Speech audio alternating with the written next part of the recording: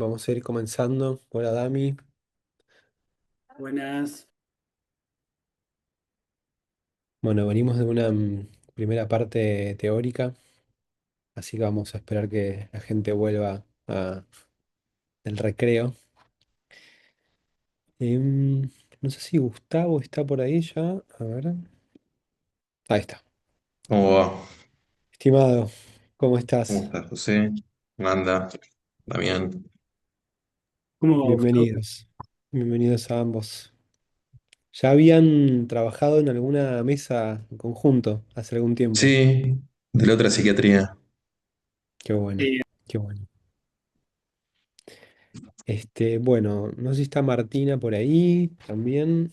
Em,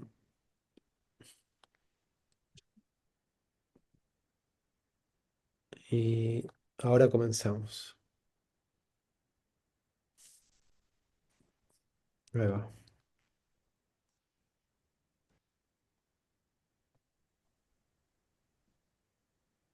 ahí está. Hola Martina, Buenas. buenas, ¿qué tal? Bueno, entonces vamos a ir comenzando con esta segunda parte de la clase. Yo voy a hacer una pequeña presentación y el formato de trabajo va a ser el mismo de siempre, en el que vamos a compartir pantalla y Martina, la residente a cargo del escrito y del caso, bueno, va a leer. em, y después la propuesta sería que los invitados tomen la palabra. Si quieren hacer alguna pregunta al caso, a Martina, o antes de alguna aclaración, alguna cosita, obvio, encantados. Tomar la palabra un rato cada uno, por donde hayan pensado, y después nos tomamos un tiempo para conversar, para poner un poco en común. Bueno, les damos la bienvenida y las gracias por participar en este espacio a Gustavo Ingalina y Damián Isoldi. Gustavo Ingalina es médico psiquiatra, especialista en psiquiatría infanto-juvenil, es psiquiatra del Hospital Tobar García, miembro del capítulo de Historia y Epistemología de la Asociación de Psiquiatras de Argentina. Es docente de la carrera de especialista en psiquiatría infanto-juvenil de la UBA, supervisor de residencias de salud mental de la Ciudad de Buenos Aires y es miembro de la otra psiquiatría. Haría una aclaración, es como alguien muy importante para el lazo que hay entre José María y quienes estamos de este lado del Atlántico. Así que bueno, bienvenido Gustavo, gracias por estar. Gracias por la invitación. Y Damián es practicante de psicoanálisis, es psicólogo de planta del Hospital Alvear, también en Buenos Aires. Él coordina la residencia del Hospital Alvear y es supervisor de residencias de la Ciudad de Buenos Aires. Y Martina Kleiner, Martina es residente de psicología de tercer año del Hospital Tobar García. Y bueno, este, bueno, vamos con eso. Martina, si te parece, yo comparto pantalla. Díganme si la cosa va Dale. bien y comenzamos.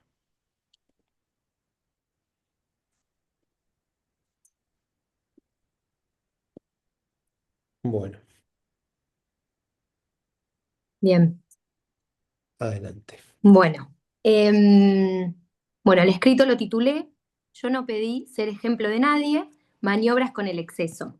La idea es primero, bueno, algunos puntos para contextualizar un poco y después describir un poco, ¿no? Comentar la construcción del trabajo clínico que se ha hecho con la paciente. ¿Mm? Bien, punto uno. Presento a continuación la construcción del caso de Candela, una adolescente de 16 años a la cual atendí durante un año en el hospital en el contexto de su cuarta internación por salud mental. Los síntomas que motivaron la misma fueron conductas de excitación psicomotriz con agresividad desproporcionada a la causa, rigidez afectiva con episodios distímicos, estrechamiento de la conciencia, pensamiento indialectizable, rígido, perseverante. Se acompaña de una marcada inestabilidad en el vínculo con pares, así como dificultades para permanecer en la escuela. Punto 2. Según el relato de la paciente, las internaciones previas están orientadas por la misma sintomatología. La primera de estas, a sus 14 años, tras una temporada de tratamiento por consultorios externos en el hospital, ¿sí? En el Tobar. Este tratamiento fue indicado por el servicio local correspondiente tras episodios de fugas impulsivas del hogar que derivan en conductas erráticas y desorganizadas, en las cuales, por ejemplo, no volvía al hogar durante días y se juntaba con gente mucho más grande, exponiéndose a diversos peligros.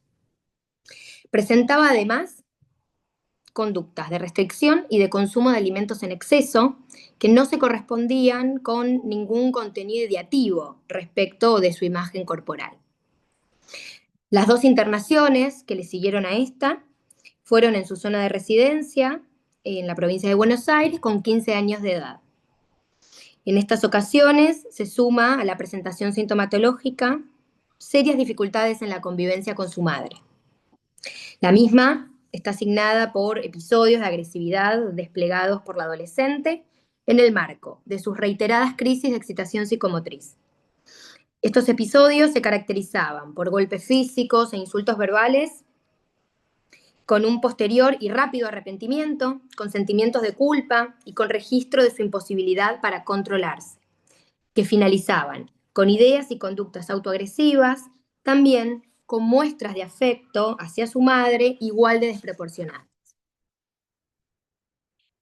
Candela puede establecer de forma categórica un antes y un después en su vida, luego de su primera relación sexual.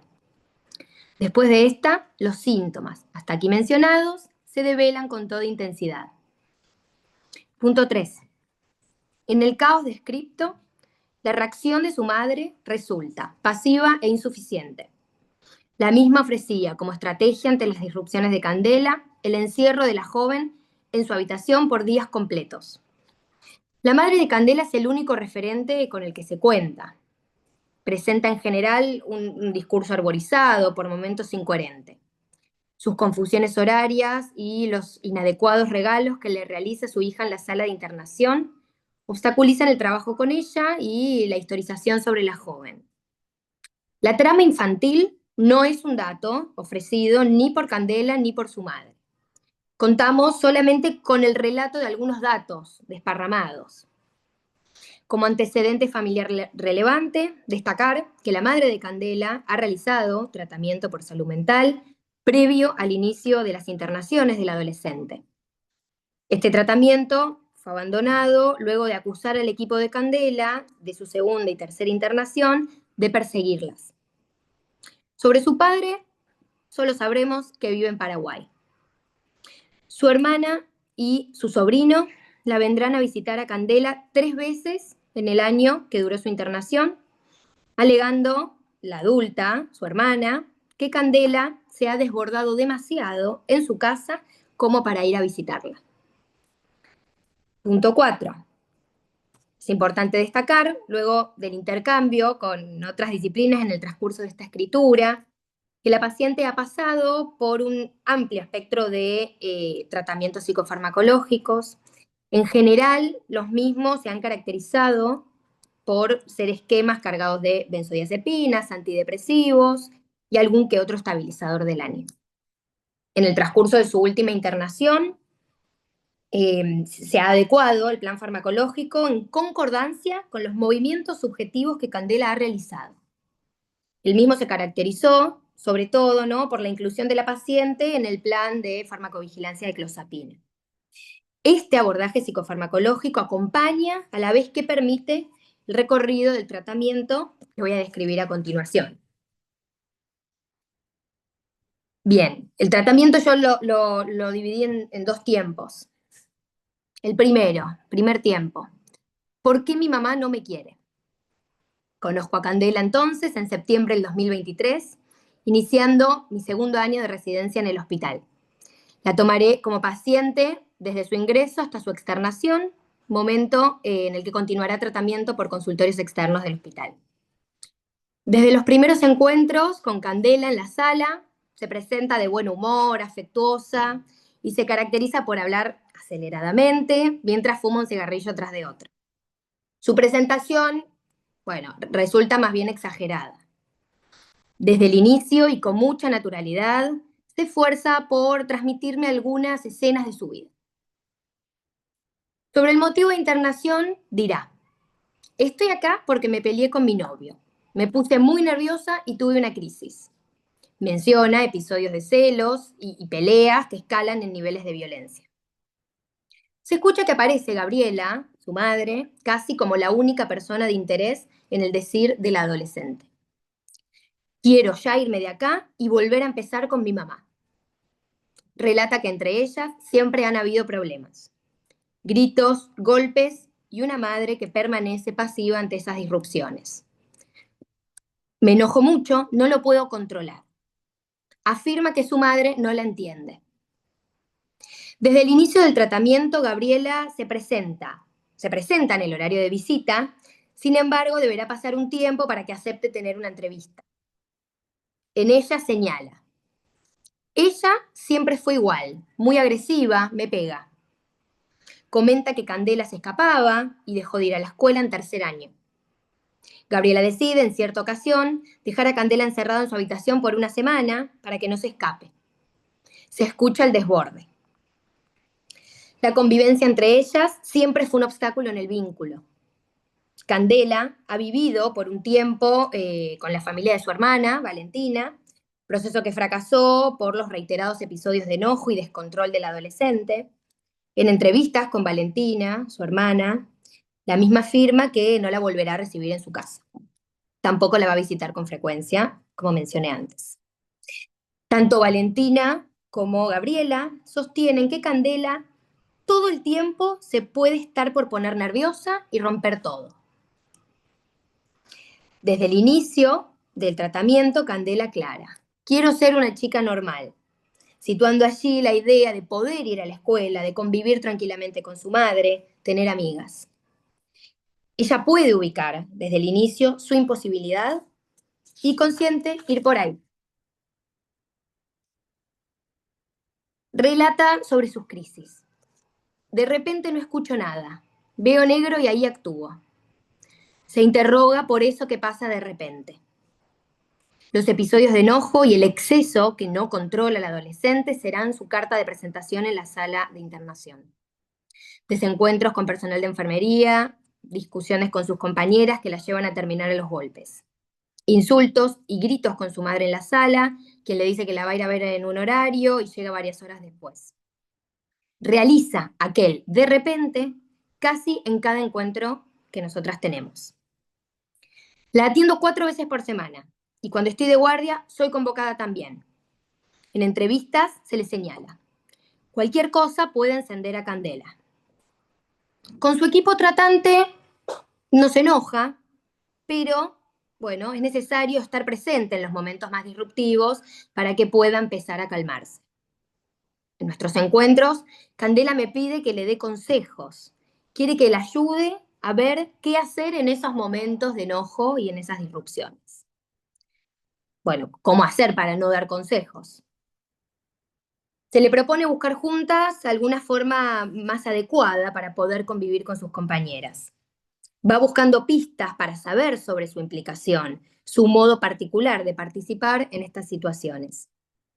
En esta línea, la adolescente propone escuchar canciones y leer juntas la letra, intentando con mucho esfuerzo mostrarme cómo se siente.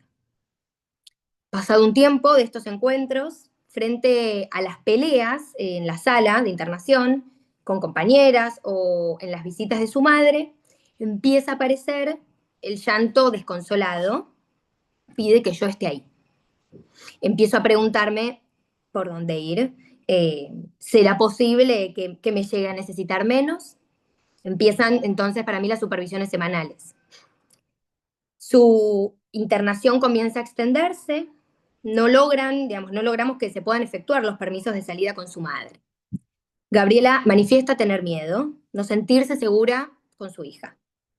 Una y otra vez comenta sobre los desbordes de Candela en su casa, a pesar de la solicitud explícita de la joven de no hablar sobre eso. Informa que por el momento no está dispuesta a volver con Candela a su casa. Aparece la pregunta que el adolescente no despliega, digamos, pero que sí me dirige, que es ¿por qué mi mamá no me quiere? Bien, segundo tiempo, está titulado por otra pregunta, que es ¿por qué mi mamá no puede tenerme? El tema de la externación, ¿no? A esta altura empieza a ser un problema. Gabriela tiene miedo de estar a solas con su hija. En este contexto, y de acuerdo a la firme adherencia de Candela al tratamiento, el tratamiento, bueno, tenía su espacio de psicología, digamos, sus entrevistas psicológicas, psiquiatría, musicoterapia, terapia ocupacional laboral. Digamos, por la adherencia a este tratamiento, se comienza a debatir, ¿no? En el interior de este equipo, bueno, las posibilidades de derivarla a un hogar terapéutico. La angustia de Candela ante esta situación es grandilocuente, aunque es coherente con la imposibilidad de su madre. Se interviene indicando que hace un tiempo, al verificar la falta de lugar en su madre, ella desplegaba su impulsividad. Ahora aparece el llanto y la angustia. Candela se muestra receptiva, las palabras parecen alcanzar un poquito más. Para este momento, Candela se pone de novia con un paciente de la sala de varones del hospital. Esto le permite reorientar gran parte de su exceso a escribirle cartas, buscar espacios para verlo y estar juntos. Un joven, bueno, que está un poco menos enterado que ella de este noviazgo, a Candela le gusta y le alcanza. Le dedica canciones a un novio que se construye. En la sala, los episodios de violencia empiezan a tener un cambio fundamental. Disminuyen las ocasiones en las que Candela golpea directamente a sus compañeras. Delineando un estilo, promete, cuando se enoja, que las golpeará luego, y logra no hacerlo en ese momento. Me inclino a pensar que algo del orden del amor la apacigua.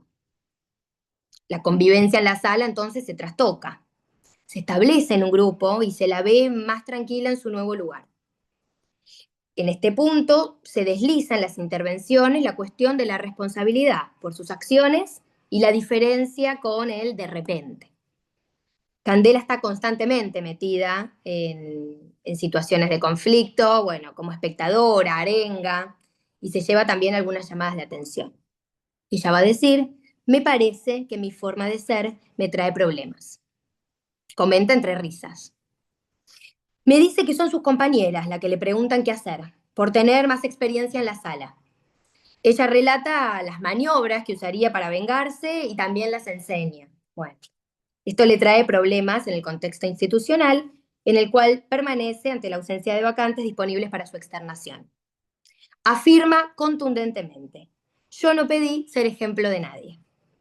Situó la diferencia radical entre la Candela que entró y su posibilidad actual de calcular un poco más los actos. La espera del hogar se hace muy difícil. Ella dice, quiero ser una chica normal y por cómo era antes no puedo. Sin embargo, se entusiasma progresivamente con la idea de vivir afuera de su casa. Afirma que será lo mejor para la relación con su madre. Candela dirá todavía que su madre no la entiende, pero un cambio fundamental se cristaliza en la pregunta que puede formular. ¿Por qué mi mamá no puede tenerme? Bien, hasta ahí.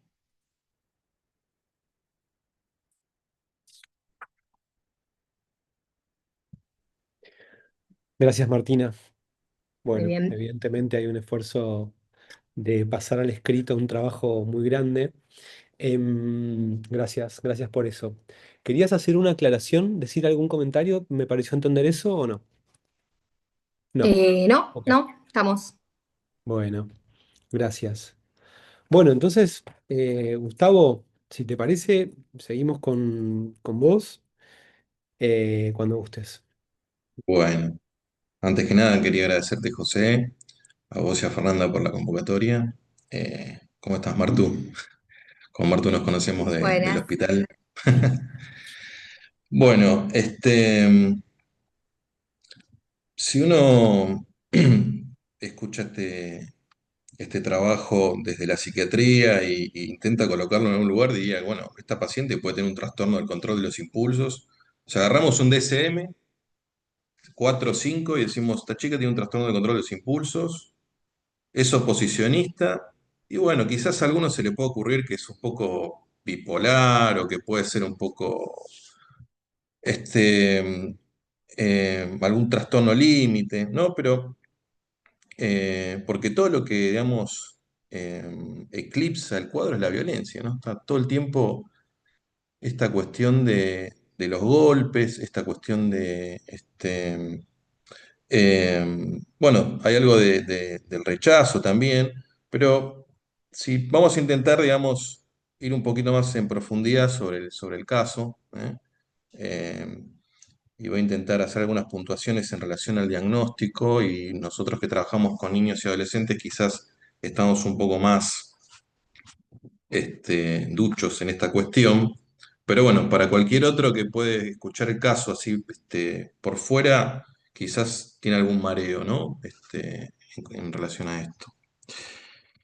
Eh, entonces, em, me interesaría, bueno, no tenemos datos de la infancia de la paciente por algunas limitaciones maternas, ¿no? En cuanto a que no puede historizar a su hija, no puede contarnos nada de la nena. Pero bueno, la presentación de la que habla Martina es de una adolescente de 16 años que tiene episodios distímicos, ¿no? Tiene estrechamiento de la conciencia, este pensamiento intelectual, rígido, perseverante, y lo llamativo acá es el vínculo con pares, ¿no? La dificultad de vincularse con pares y la dificultad para permanecer en la escuela. Generalmente nosotros cuando vemos pacientes ya desde chiquitos que tienen, digamos, como problemas para vincularse desde el jardín, ¿no? Con los compañeritos, del jardín o de la escuela, y cuando tienen, digamos, algún tipo de dificultad para, para permanecer en la escuela, digamos, se nos encienden ciertas alarmas, y nos preguntamos por qué sucede esto, ¿no? Y lo que vamos encontrando conforme vamos preguntando, vamos como dividiendo áreas, digamos, en las cuales podemos encontrar un indicador de alguna pista para hacer un diagnóstico, vemos cómo están afectivamente, vemos cómo están con el juego, vemos cómo están con el tema del lazo social, qué conductas tienen, y vamos a ir ubicando, digamos, haciendo como un mapa de los síntomas que pueden llamarnos la atención. En este caso, a ver, eh, el de Candela ya trae, digamos, problemas desde chica. ¿M? No sabemos si desde el jardín o la primaria, pero sí, al menos las dos internaciones que tiene previas, ya tiene como un derrotero sintomatológico que desemboca en una internación psiquiátrica, ¿no? Con esta sintomatología que nos cuenta Martina. Ahora, esta cuestión de la violencia y de la distimia, eh, a mí me parece importante en el sentido que, a ver, la violencia es algo transestructural, la podemos encontrar tanto en la neurosis como en la psicosis, pero vamos a ver qué le pasa a Candela, ¿no? Eh, y acá si uno se pone a hurgar un poquito, ¿qué le empeoró a la paciente? Fue el primer contacto, ¿no? Su primera relación sexual que tiene con alguien. O sea, ese encuentro con lo real, que ella evidentemente no puede simbolizar, ¿m? Y lo que produce es una exacerbación de la sintomatología que ya tenía, según lo que dice el escrito. ¿Ok? Muchas veces, esto lo hablamos bueno, lo hablamos siempre, ¿no? Los adolescentes que tienen alguna estructura psicótica, cuando tienen su primera relación sexual, ¿m? Se desencadenan o se brotan en términos psiquiátricos, porque ese encuentro los descompensa. Entonces ya algo de ese encuentro con el otro, con la sexualidad, nos da un dato de la estructura. ¿Ok? Volvemos un poquito para atrás. Entonces, ¿qué había antes de todo eso? Bueno, estaba la violencia. Eh, Candela no podía tener vínculos con pares, no podía permanecer en la escuela. Me parece que ahí uno puede pensar que hay un desenganche, digamos, al otro a nivel de la cadena significante. Y por eso no hay lugar para la palabra, y por eso lo que hay es violencia. ¿eh? Eh, o sea, hay una imposibilidad ahí para tomar la palabra que tiene Candela y es todo el tiempo eh, pegar, poner el cuerpo. Entonces, por ahí me parece que podemos pensar por ese lado de ese desenganche de la gana significante, por ese lado de ese goce excesivo, una estructura más psicótica. Es imposibilidad. A ver, y dentro de la psicosis también tenemos un problema, porque podemos ubicarla en alguna de las categorías desde la psiquiatría a la paciente. Por ahora me quedo con esta cuestión de la psicosis. Hay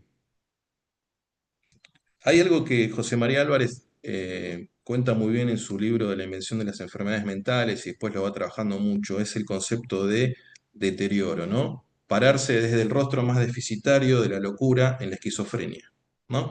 Ustedes saben que José María o los clínicos dividen a las categorías de la psicosis en dos polos, el polo más paranoico, el polo más esquizofrénico. Dentro del polo más paranoico podemos encontrar, digamos, a las variedades serotípicas, querellantes, querulantes, y siempre lo que está afectado, ¿no? Se juega en el campo del otro, ¿no? Y el mecanismo, digamos, de la paranoia es la interpretación. Ahora, ¿qué sucede con la esquizofrenia? La esquizofrenia se juega en el campo de la conciencia y el mecanismo generalmente es alucinatorio, ¿no? Pero con estos pacientes que no alucinan ni deliran, ¿qué pasa? Y ahí es donde empezamos con los problemas. ¿Por qué? Porque no tengo esta paciente que tiene estas distimias, pero no tiene interpretaciones delirantes, no está celotípica, no está erotómana, nunca alucinó, no tiene delirios. Entonces no es una psicosis. No encuentro ningún fenómeno elemental acá de la psicosis. A ver, una melancolía, tiene autorreferencia delirante, tiene autorreproche, tiene eh, pesimismo, no tiene nada. ¿Y qué tengo? Y acá, para mí acá hay un problema a nivel diagnóstico, ¿m? Y esto tiene que ver después para poder operar y hacer algo este, terapéuticamente, ¿no? Entonces, no tenemos ningún fenómeno mental que uno pueda decir, bueno, rimbombante o extraordinario, no hay nada. Y ahí empezamos a pensar, bueno, ¿será bipolar por la estima que tiene, que realmente está bien, está mal? Alguno dice, no, es cicladora ultra rápida. Vamos con el litio, a morir ahí al litio. No, es una paciente TLP porque vos fijate que coqueteó con aquel, es muy pasional. No, es una psicosis. Y dentro de la psicosis, ¿qué psicosis? Dentro de lo que sería la psiquiatría clásica, y esto es una cosa que me parece a mí del caso, podemos pensar en una psicosis hebefrénica. ¿Mm?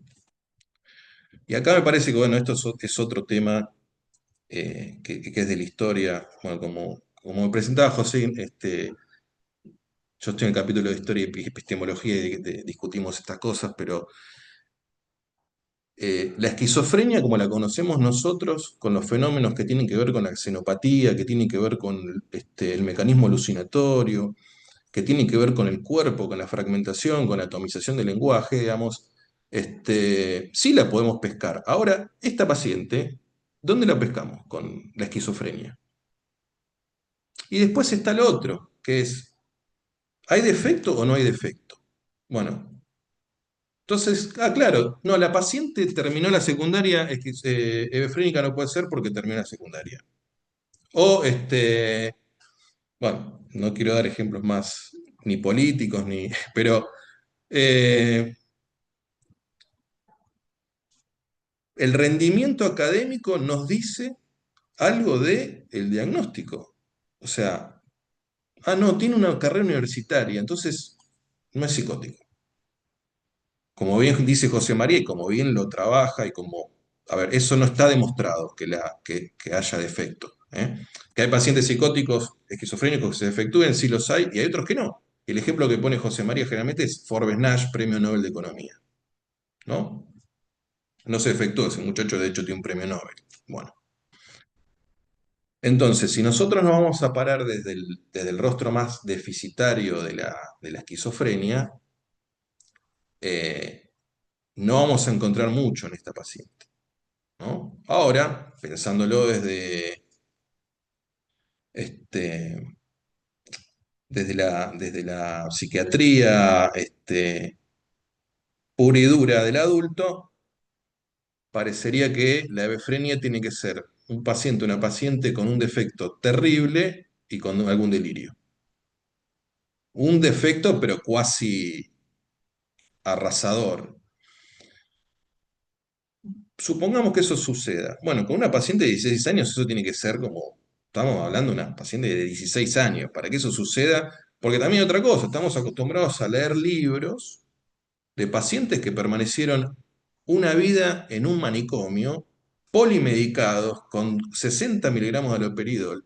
Y claro, cuando yo voy a agarrar un caso clínico de estos, voy a ver todo esto, ¿no? Voy a ver gente que ya está defectuada por estar en un manicomio muchos años, con mucho antipsicótico, hipostimulado, no lo van a visitar nadie. Entonces, bueno, sí, lo vamos a ver desde ese lugar. Sí, pero a mí me parece un sesgo, ¿no? Y quienes trabajamos, digamos, todos los días con pacientes psicóticos, vemos que eso no es así. Bueno, volvemos al caso de Candela. Eh, a ver, quien acuña el término hebefrenia es Hecker. ¿Mm? Hecker era el cuñado de Calvin. Calvin fue el que habló de catatonía. ¿Mm? Eh, la catatonía de Calvin. Y como era el yerno, le dio la hebefrenia, que es una descripción de él. José, si me pasa un poco, anda diciéndome porque capaz que me pongo a hablar Obvio, y no. obvio, adelante, estamos perfectos, Dale. Gustavo. Buenísimo. Bueno, el caso que se casa con la hija de Calhoun, esto es un chisme de la historia, y para que tenga un renombre le da la descripción de la hebefrenia a Hecker, ¿eh? Y que pueda mantener a su hija y a toda la familia. Entonces, dice, vos habla de esto que vas a vender libros. Bueno, ¿qué es lo que, qué es lo que nos dice, digamos, Hecker en relación a la hebefrenia? Eh, Estamos hablando de una psicosis hebefrénica, ¿no? Eh, a ver, lo más característico son las distimias, ¿no? Estas fluctuaciones del estado del ánimo, ¿m? Y que generalmente pueden ser agresivas. ¿M? Entonces, de repente, como dice Martina, los episodios se caracterizaban por golpes físicos, insultos verbales y posterior y rápido arrepentimiento. Yo tenía una paciente en el hospital, en internación donde estaba Martina, que me decía, Gustavo Ingalina, el mejor psiquiatra del hospital, te quiero, que esto, que lo otro. Así, así, giraba la cabeza y decía, hijo de remil puta, vos me metiste acá adentro, sacame. Bueno, eso no es una cicladora rápida, bipolar, ni... Eso es una distimia. En este caso no era verbal, no agresiva, ¿no? O era agresiva verbalmente. Y tiene esas fluctuaciones, digamos, constantes, ¿eh?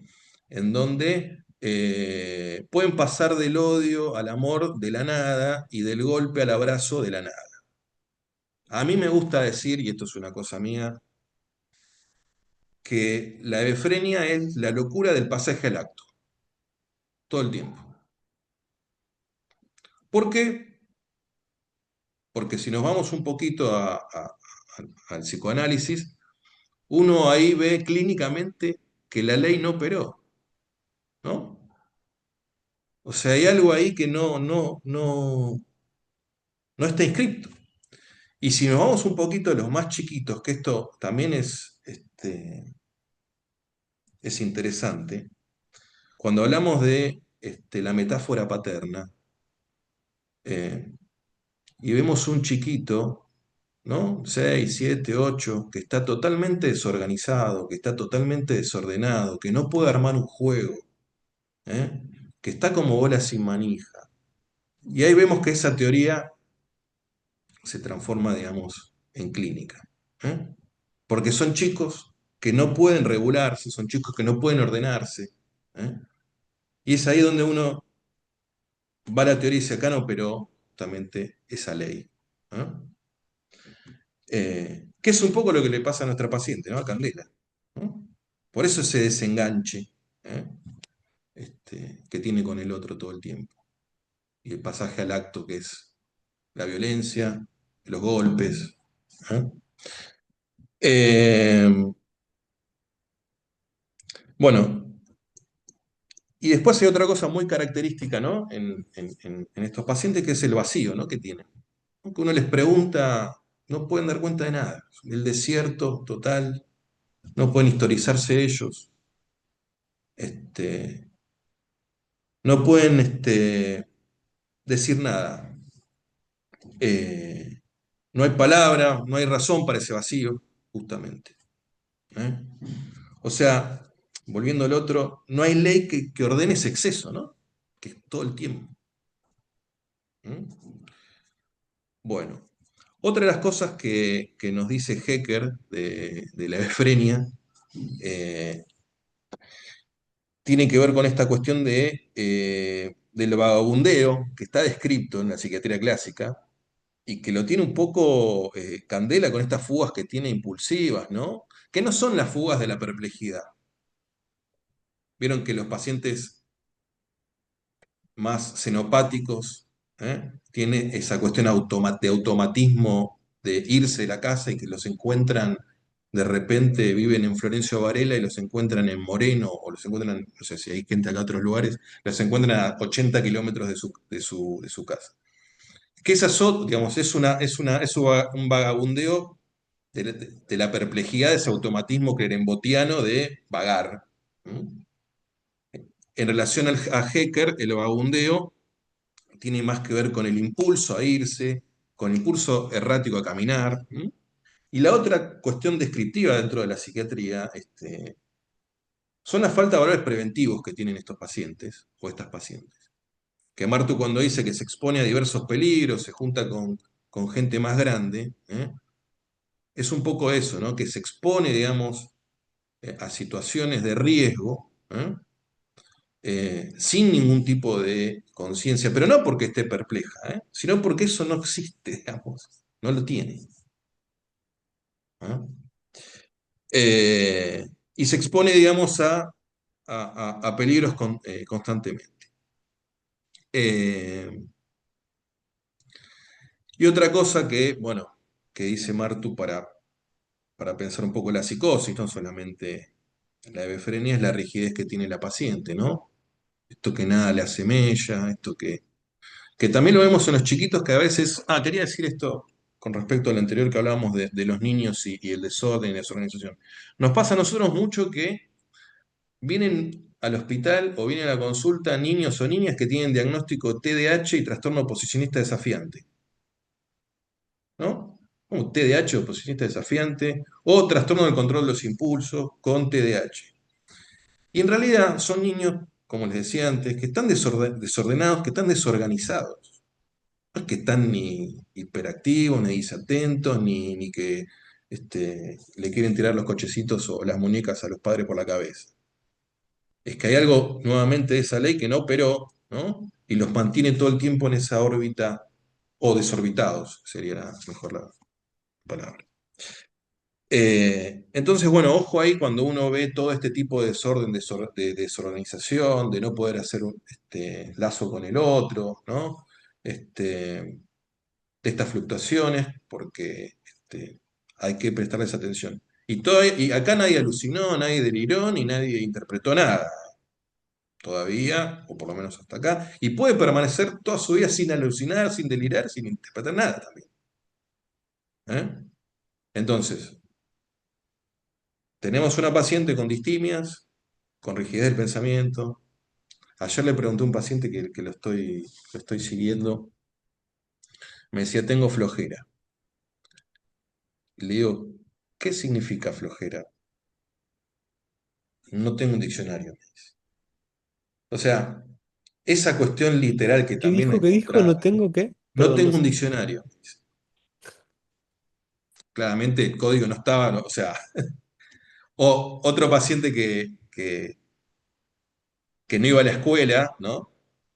Y le dije, voy a hablar con tu mamá para que de ahora en más vayas todos los días a la escuela. Dice, Galina, ¿te puedo hacer una pregunta? ¿Cuál? ¿Sábado y domingo también? ¿No? Esa literalidad que encontramos también dentro de estos pacientes, o sea, bueno, arman, digamos, uno va armando, ¿no? La cuestión de... Eh, bueno, eh, y volviendo al vacío este de frénicos que solo responden con el cuerpo. O sea, porque no pueden tomar la palabra, están imposibilitados para esto, ¿no? Entonces, claro, si uno volviendo a cómo empezábamos la charla, es trastorno del control de los impulsos, es oposicionista, es una chica que, bueno, la madre la rechaza, no la quiere en la casa, por eso se pone violenta, ¿no? ¿Eh? Este,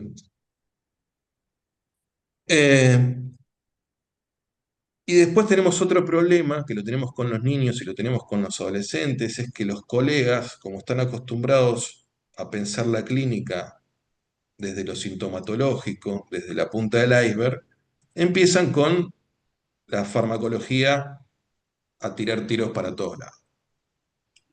Entonces ese niño que uno puede tenerlo en consultorio, jugar con él y ver que no arma un sintagma de juego, ¿no? Que no puede, digamos, simbolizar el juego, que está desorganizado, desordenado, en vez de ponerle metilfenidato porque tiene TDAH, piensa en otra cosa, ¿no? Lo mismo con esta paciente. Ah, tiene un trastorno del control de los impulsos. Vamos con los antidepresivos. Pum. Sertralina, 50, 100, 200. No funcionó. Bueno, metele clorimipramina que, pum. Es bipolar, litio, pum. Hasta que no le intoxico, no paro. Eh, Suceden este tipo de cosas, y esto lo vemos todo el tiempo, en el hospital, y por fuera también, eh, que estos chicos y estas chicas pasan por un derrotero pluridiagnóstico y plurifarmacológico que llegan al hospital de una manera y que han pasado muchos años en donde no se ha hecho nada, y años muy valiosos, o sea, desde muy chiquitos. Bueno, eh, entonces vienen al hospital o uno los ve en el consultorio o donde trabaje que fueron TDAH, que fueron oposicionistas, que tuvieron trastorno de control de los impulsos, que tuvieron bipolaridad, que tuvieron no sé qué, y los encuentra en buen momento, no es el caso de Candela, pero en el hospital alucinados, ¿no? Y les está pasando todo esto. Bueno, eh, voy a terminar así ya le doy paso a Damián y podemos charlar un poco más. Eh, yo diría que Martu escribe, me inclino a pensar que algo del orden del amor la apacigua, ¿no? Yo creo que hay algo del amor que pasa a la palabra, ¿no? Que ella empieza a escribir, ¿eh? Eh, y que Martina va como poniéndole ese límite lentamente, puntualizando ahí para que ella no esté todo el tiempo, ella poniendo, Martina poniendo el cuerpo, ¿eh? Pum, limitando un poco todo ese pasaje al acto, todo ese exceso de voz todo el tiempo. ¿Eh? Y, y es ahí donde me parece que las palabras alcanzan un poco más. Bueno, lo dejo a Damián. Gracias. Gustavo, gracias. Muchas gracias porque, bueno, nos permite lo que vos presentaste, ubicarnos un poco también en un mundo que venimos. Hay un audio. Nos permite ubicarnos un poco en un campo nuevo, en el campo bueno, de las cuestiones relacionadas a niños y a lo infantil. Así que, bueno, gracias. Eso nos sirve un montón.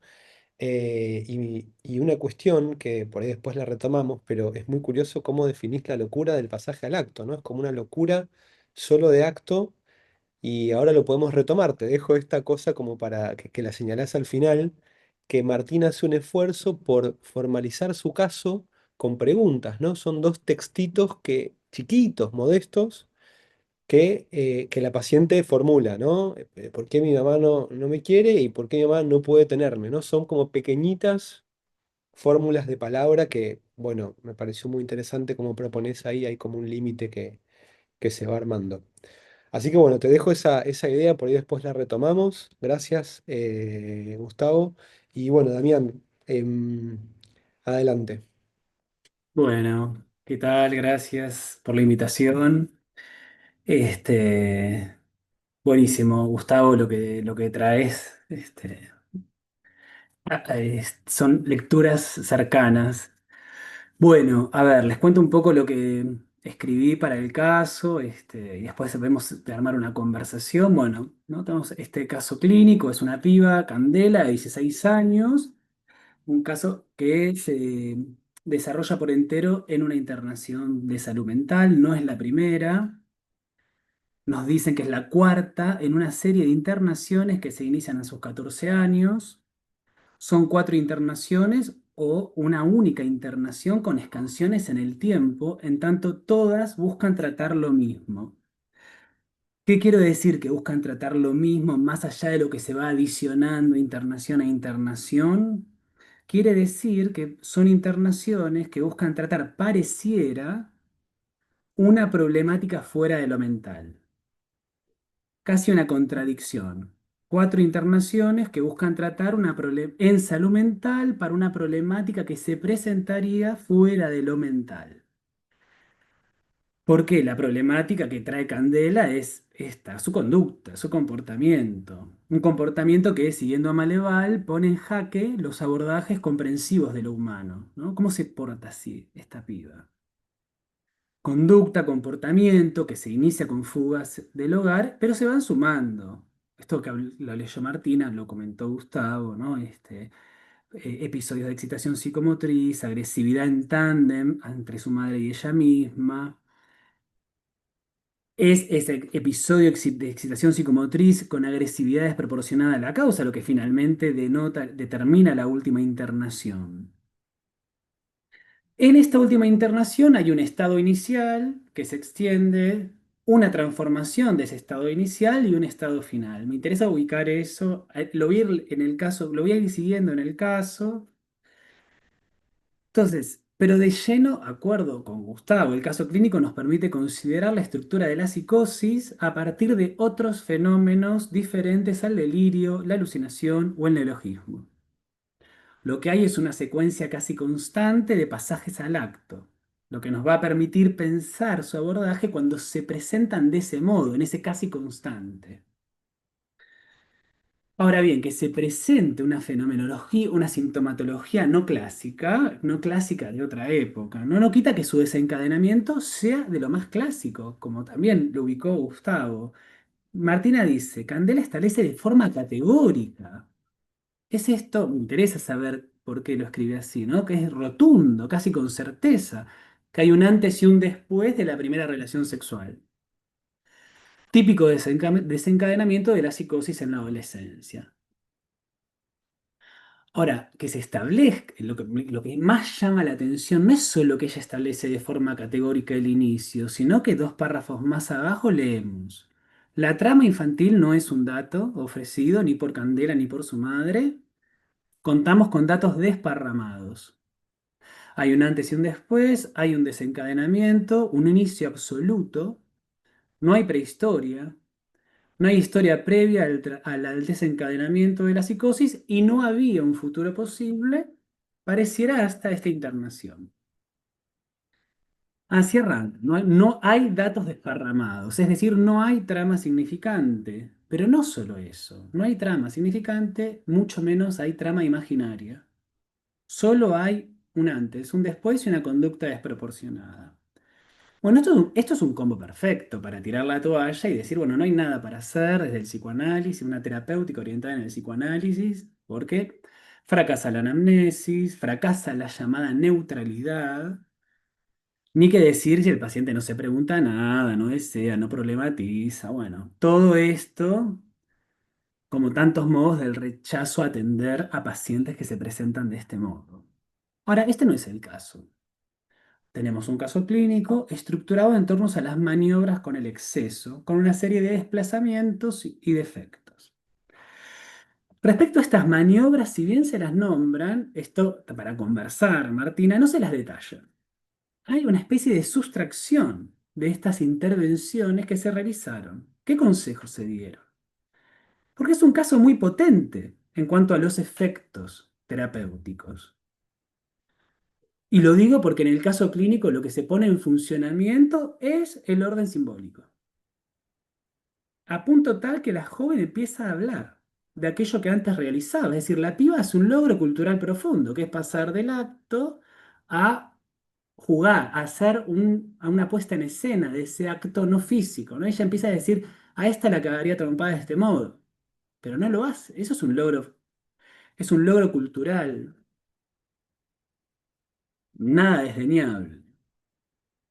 Entonces, acá sí me parece que frente a lo excesivo de la presentación de Candela hay cierta inhibición en la escritura de las intervenciones que yo creo que se entienden a partir de la pregunta cómo no dar consejos, que vamos a meternos un poco con eso. Bien, Candela. Ella se pelea con el novio, por eso se interna, pero quiere salir de internación para volver a empezar con la madre. O sea, entre el novio y la madre no hay diferencias, no hay, es decir, no son dos personajes distintos. No solo quiere volver con la madre, quiere ser una chica normal. Y ahí Martina dice, hay algo del consentimiento para tratarse. Y habla de la dignidad del caso, ¿no? Porque en ese punto, ahí la piba hay algo, por más que, digamos, no importa la verdad, ¿no? De los dichos, digo, ahí hay algo. Quiero ser una chica normal. La claridad de la estructura del caso, para mí, está en juego en esta frase. De repente no escucho nada, veo negro y ahí actúo. Si metemos eso en una máquina de traducción lacaniana, leemos. De repente no hay simbólico, no escucho nada, veo negro, no hay imaginario y actúo, hay real. El de repente daría lugar a pensar al pasaje al acto en la vía más clásica. Los tiempos lógicos, la elisión del momento de comprender, la juntura entre el instante de ver y el momento de concluir, no es la vía que nos interesa, porque esa vía del pasaje al acto supone una estructuración mayor, un pasaje al acto en la neurosis, por ejemplo. Candela no está ahí. Bien, entonces, llegamos en la lectura del caso, tal como fue escrito, cómo se presenta en la sala. La sala de internación es un dispositivo profundamente artificial, como lo es la sesión analítica. En el mejor de los casos, en ambas situaciones se va a poner en escena lo que estaba puesto en escena en el mundo, digamos. Así que Candela pega, bueno, golpes, insultos, una y otra vez. Ese es el estado inicial, más de lo mismo. Se puede leer el caso de muchas maneras. Es desde el ámbito de la salud mental y la estructuración que da una sala de internación.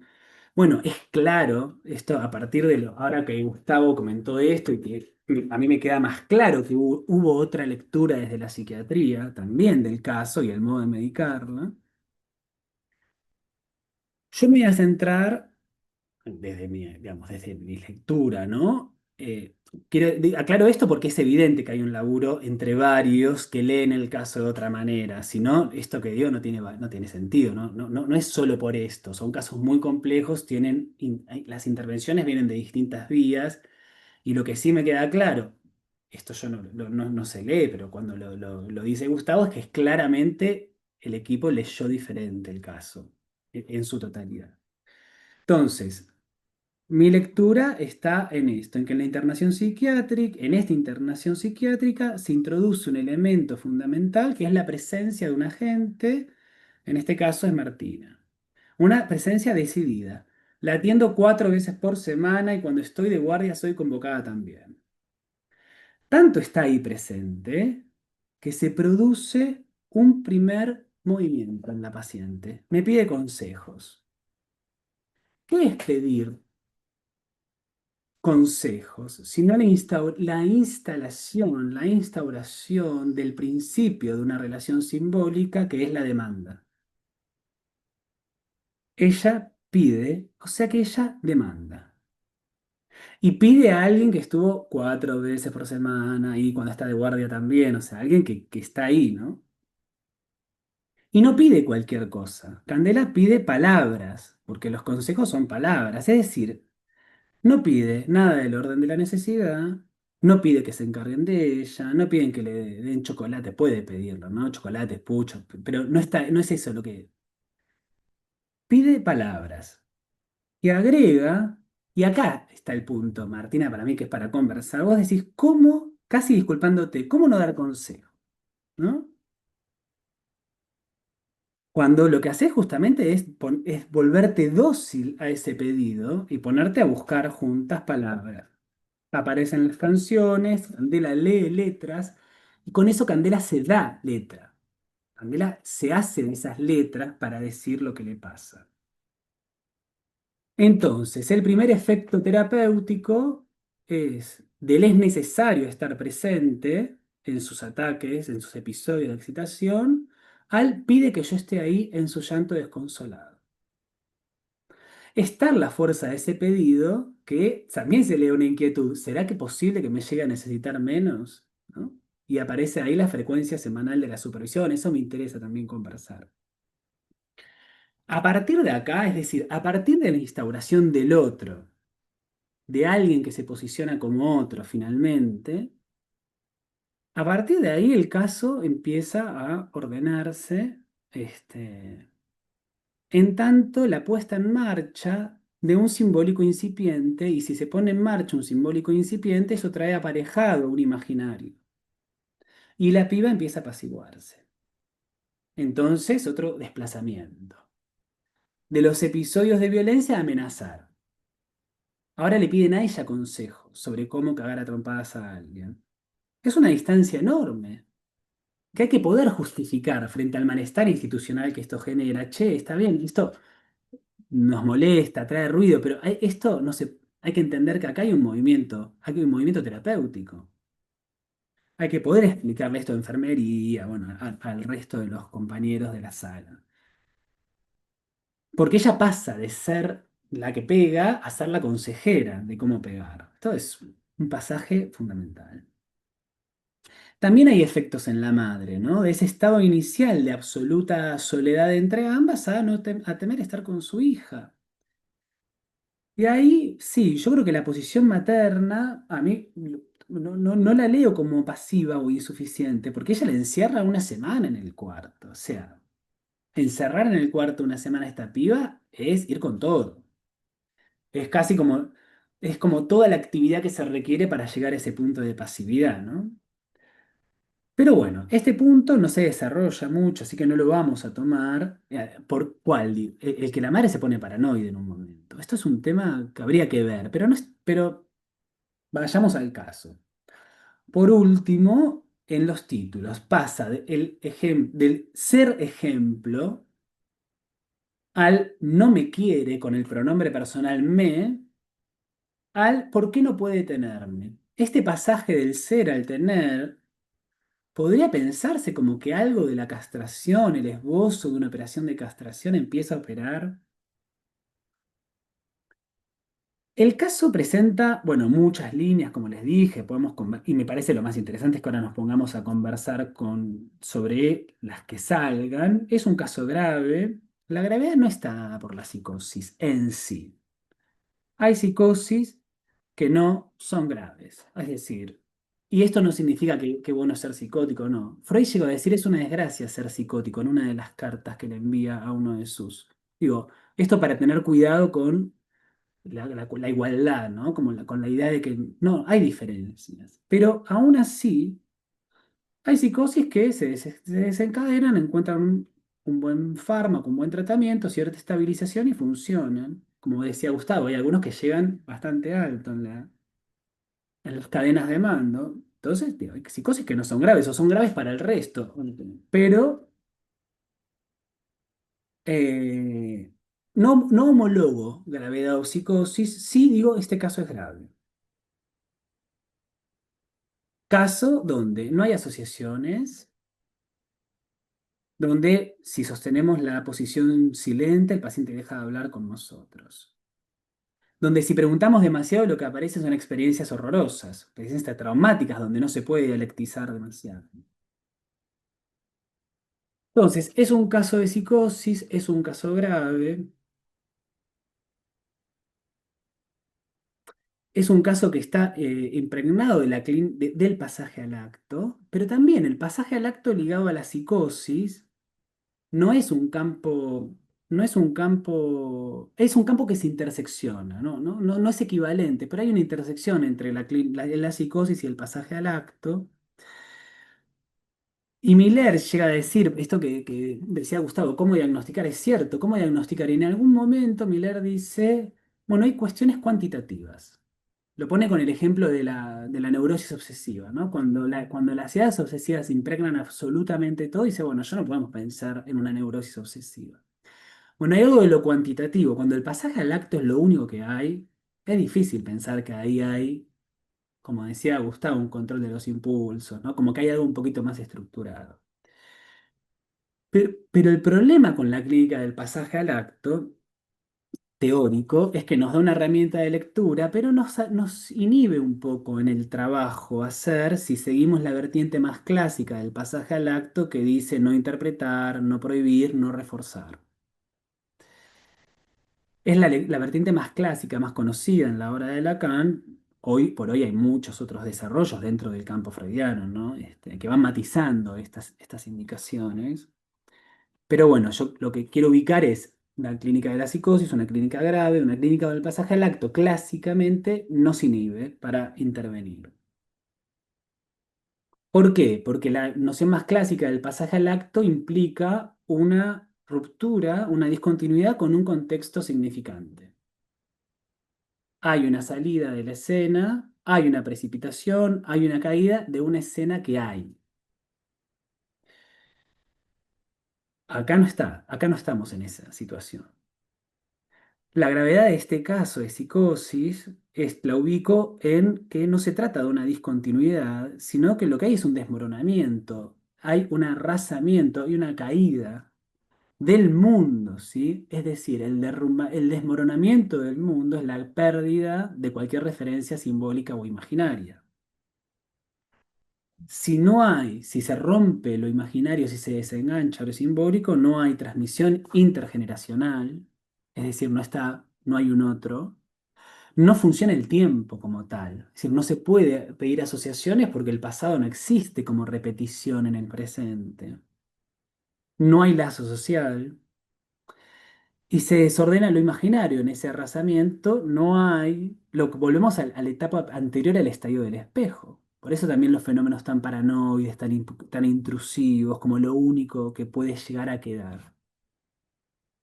Entonces, frente a esta clínica donde hay un arrasamiento de la subjetividad, la maniobra inicial es apostar al surgimiento de la palabra. Tomo en esto que decía Gustavo. Para ello, para que surja la palabra, hay que constituirse como destinatario.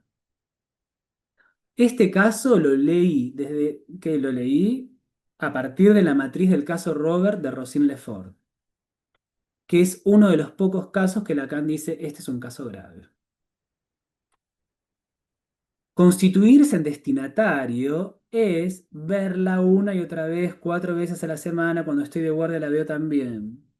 Esa presencia da una regularidad y evidencia el deseo de que ahí se produzca algo. Porque si solicitar asociaciones es estéril, hay que agarrar el guante y hablar. Hablar es no dejarse anular por por la negatividad en que se vaya, o en que se calme y que se vaya. Hablar es volver cualquier cosa significante, hasta lo más mínimo. Lacan decía, Roberto tiene dos palabras, señora el lobo. Bueno, hay que hacer con eso. Acá lo mismo, las canciones van a ese lugar.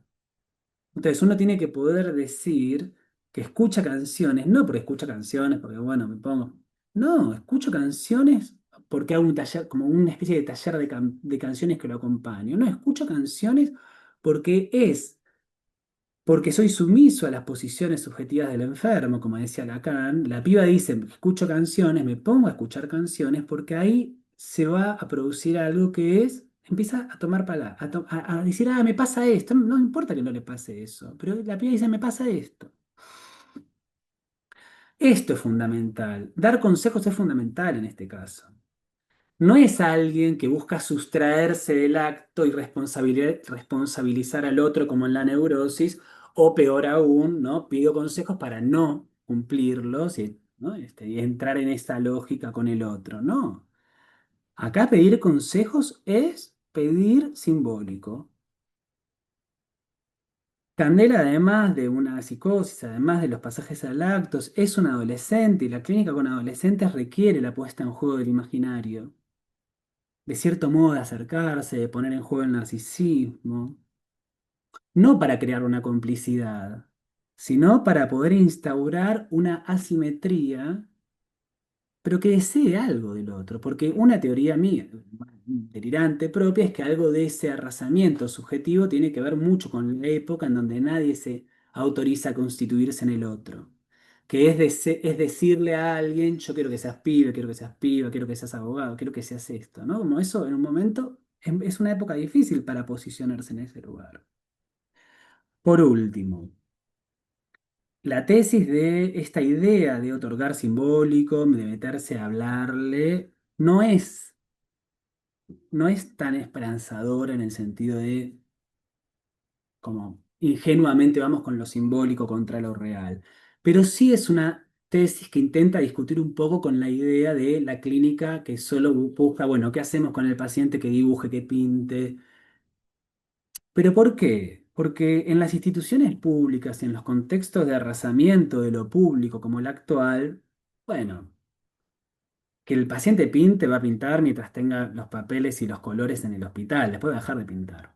Entonces, me parece que sostenernos solo en ver qué puede hacer con eso, no valoramos, lo que quiero decir con esto es, no valoramos ninguna práctica sobre otra, pero estoy pensando dentro del mundo del psicoanálisis, ¿no?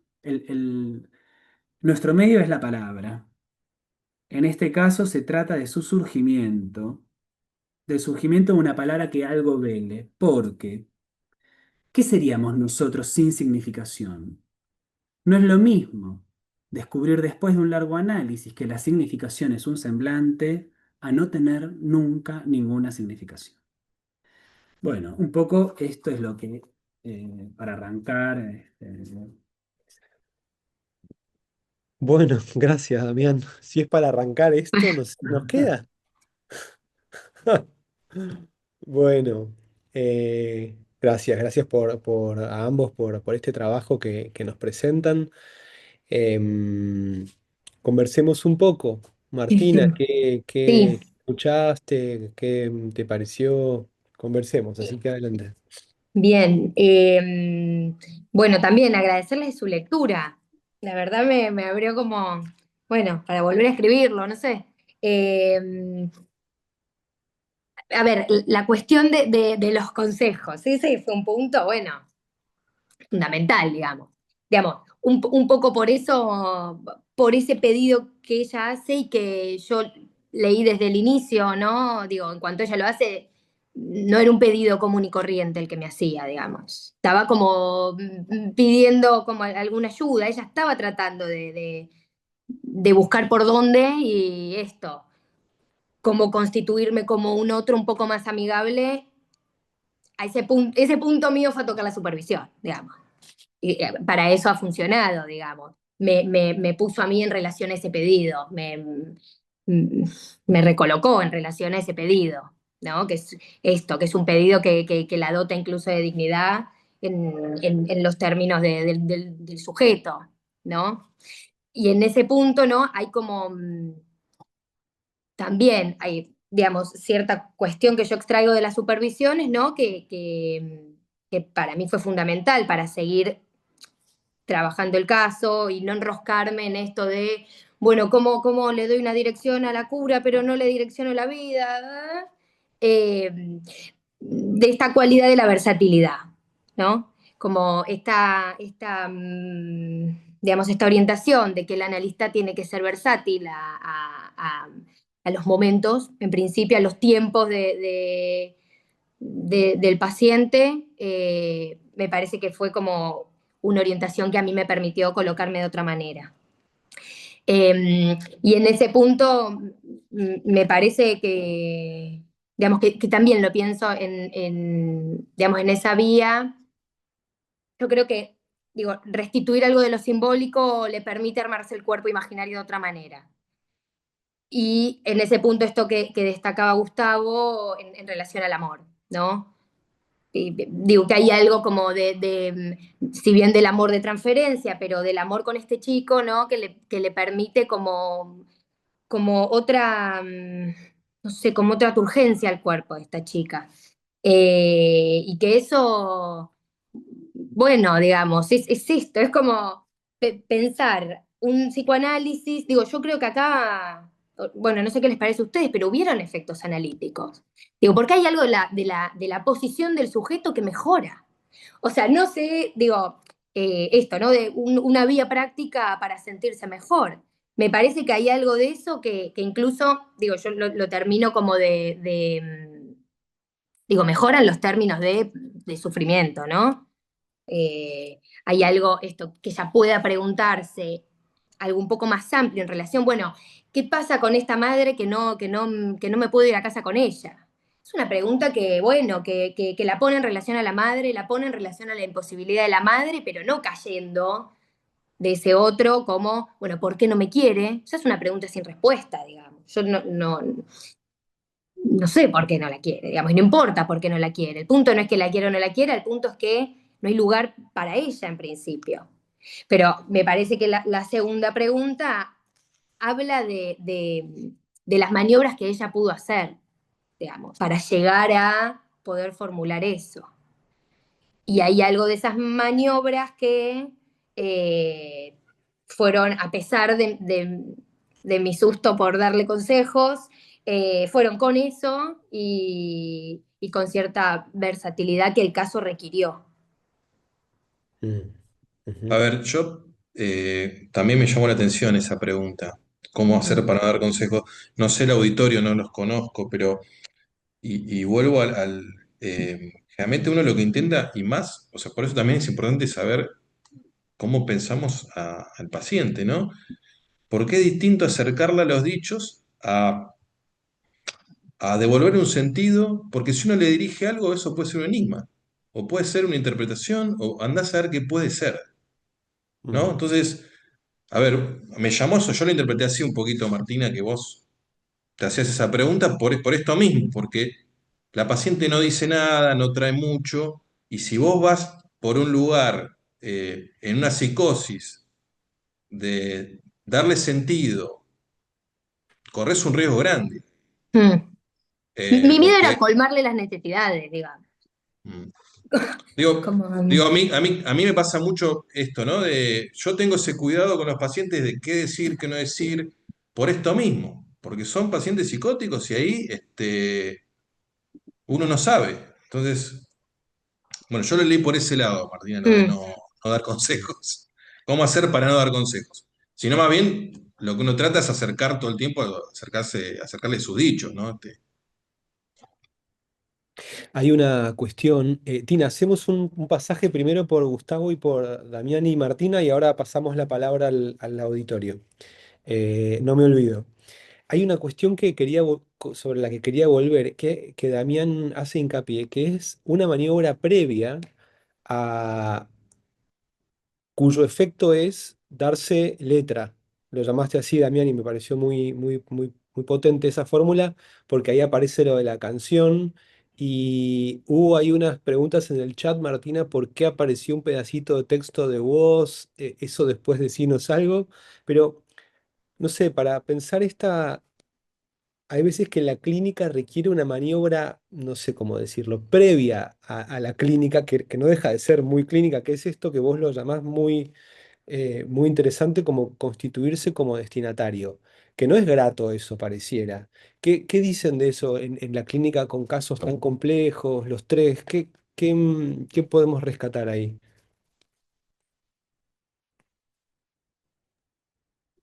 Cuando no sé, a ver, lo digo en este caso, aparece, ahí aparece otra pregunta de Martina, me parece interesante, ¿no? Y dice, ¿vas a necesitarme menos? Mm, Porque esto se siente, cuando se constituye, cuando uno finalmente se constituye en el lugar del otro, para alguien, esto es con el cuerpo, esto lo dijo Gustavo, Martina pone el cuerpo, es con eso. Rosine Lefort, Melanie Klein, digamos, toda esa obra inicial que Lacan toma al principio, todo el tiempo estaban metidas en ese asunto como de lleno. Entonces, a mí me parece que cuando Martina dice, Martina siente algo cuando dice, che, ¿va a necesitarme menos? Ahí hay algo de la constitución del otro que yo acuerdo con lo que vos decís, José, no es tan grato, porque implica toda una responsabilidad en el tratamiento constituirse en ese lugar. Es cierto que uno lo hace en una institución y es cierto que ahí aparece todo un respaldo, están los colegas en el equipo, digo, uno no está solo, pero se siente el efecto, se siente. Ahí aparece la segunda pregunta de Martina, no respecto al caso, sino a su dirección de tratamiento. La mm. primera es cómo no dar consejos, la pregunta es, ¿va a necesitarme menos? Eh, Claro, claro. eso. Ujú, ujú. Bien. Sí, Martina, vas a decir algo, me parece.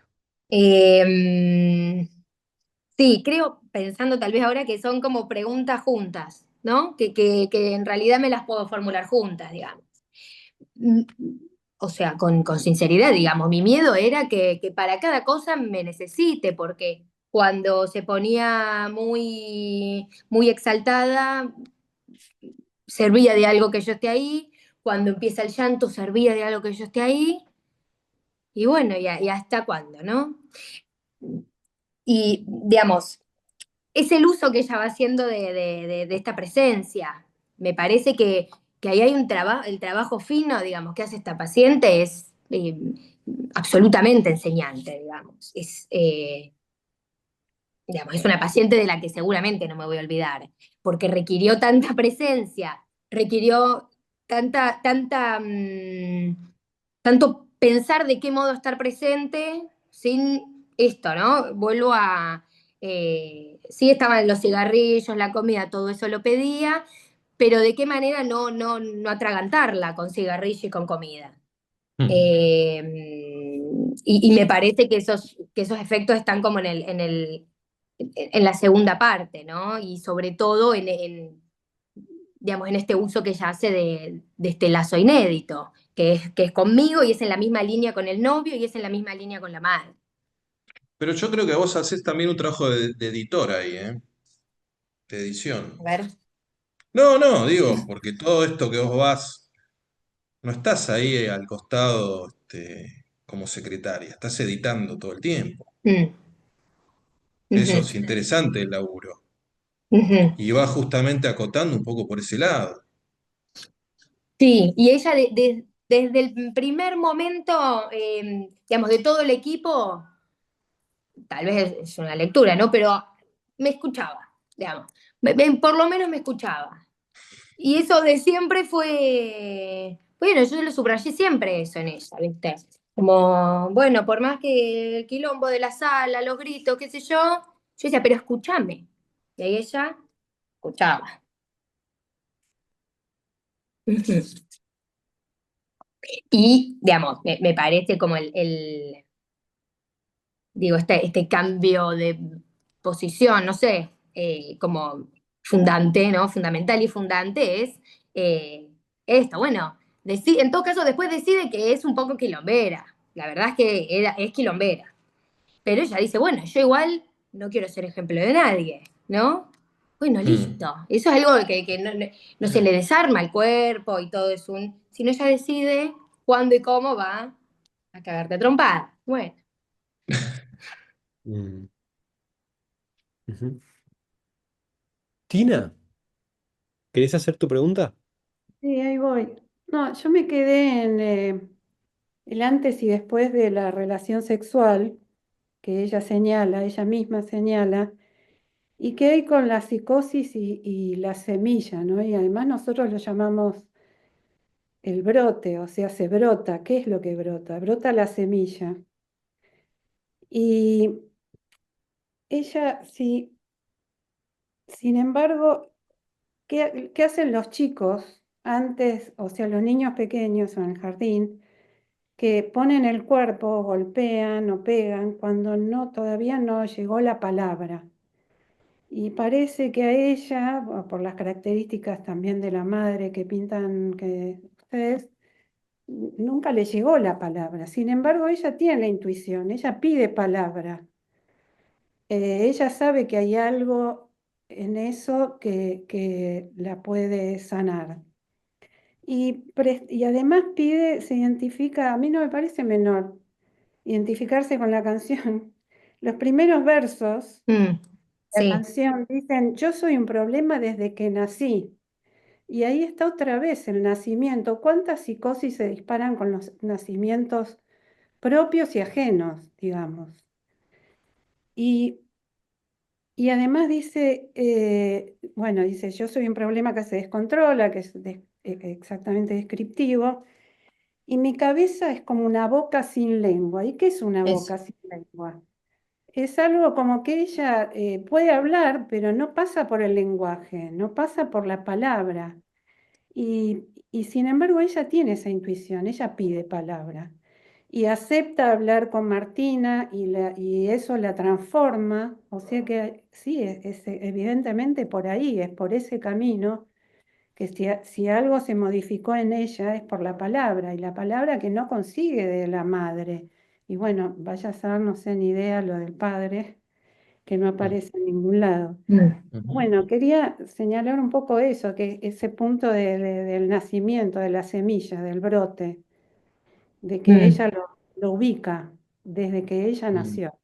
Aunque no sabemos nada de su pasado, está como ubicado ahí el problema. Vos sabés, Tina, que eh, yo le había pensado cuando leí que en realidad, porque nosotros hablamos de brotes que es un término psiquiátrico, ¿no? Este, eh, yo creo que el contacto con la sexualidad la enloquece, no la brota. O sea, eh, no la brota en sentido psiquiátrico, te digo, ¿eh? Sino que la enloquece. Todo eso que le venía pasando potencia todo, activa todo.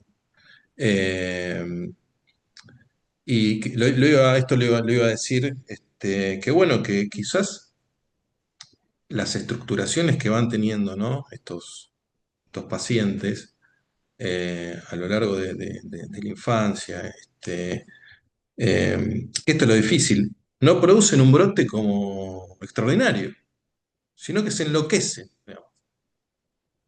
Eh, y ahí a veces, y esto es otra cosa que también es para charlar, es el diagnóstico diferencial que hay que hacer con una histeria muy grave, ¿no? Pero bueno, eso es para otro capítulo. Bueno, pero ella se Eh, pregunta, ¿por qué nació? ¿Por qué nació? Si tiene una madre ujú. caída y hay un padre que no está, ¿por qué nació? Ella se hace la pregunta, si no, no iría. Es muy bestia la primera línea de esta canción con la que ella se identifica. No sé si trajo otra, pero Sí, tal vez más que identificarse a la canción, esto tal vez que traía también me parece como que da cuenta un poco más precisamente de cómo esto le da palabra, ¿no? Más que identificarse a la letra. Tal vez eso. Digo, ella va buscando de qué manera decir algunas cosas. Es esta canción, pero fueron otras. Eh, y sobre todo deja de buscar, digamos, deja de buscar en la madre una pregunta por el ser, ¿no? Como no, bueno, digamos, no la busca por ahí. No se la formula en esos términos, pero tampoco la busca más por ahí, ¿no? Ella, digamos, hay algo como muy genuino digo, en cierta pacificación que encuentra con la opción del hogar, de irse a un hogar y de no volver a la casa con la madre.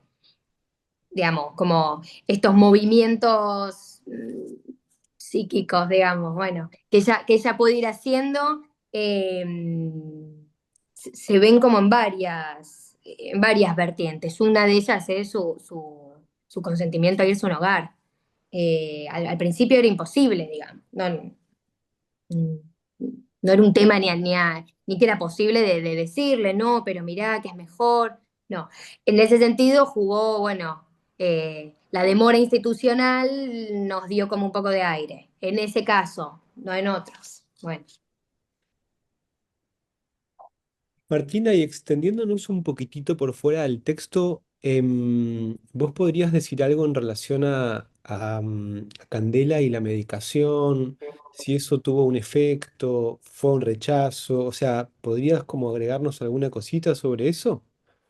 ¿Cómo se entrama algo del tratamiento con su psiquiatra, con la medicación? Eh, a ver, en ese año que duró el tratamiento, digamos, ella tuvo, no sé si 4 o 5 psiquiatras, porque Oh, en general fueron rotantes. mm, Entonces, bueno, era como, dependía un poco del tiempo de la rotación. A ver, oh, había qué algo lío que eso, ¿no? Qué lío eso para una continuidad, para hacerse destinatario. sí, pero había cierta introducción que yo podía hacer Bien. y que alcanzaba, digamos. Esto, digamos, la clozapina se la presenté yo, Ah, digo, no por ujú, ujú, características en sí mías, sino que se había armado así también por cierta continuidad que tuvo el tratamiento, digamos, el tratamiento que yo pude hacer con ella. mm, Eh, ordenada con la medicación, digamos, no. Sí había que explicarle, era una chica que pedía explicaciones, se daba cuenta si no tomaba lo mismo, digamos, y muy atenta, muy pilla, digamos, nada del defecto, bueno, años mm, luz de ser una chica digamos, que va por esa vía. mm, Eh, una introducción a los temas de la medicación y a los psiquiatras nuevos ujú, que podía ir haciendo yo y con eso iba. mm, mm. Muy bien. Bueno, enorme trabajo. No sé si hay alguna pregunta más dando vueltas, alguna intervención, alguien que quiera hacer algún comentario.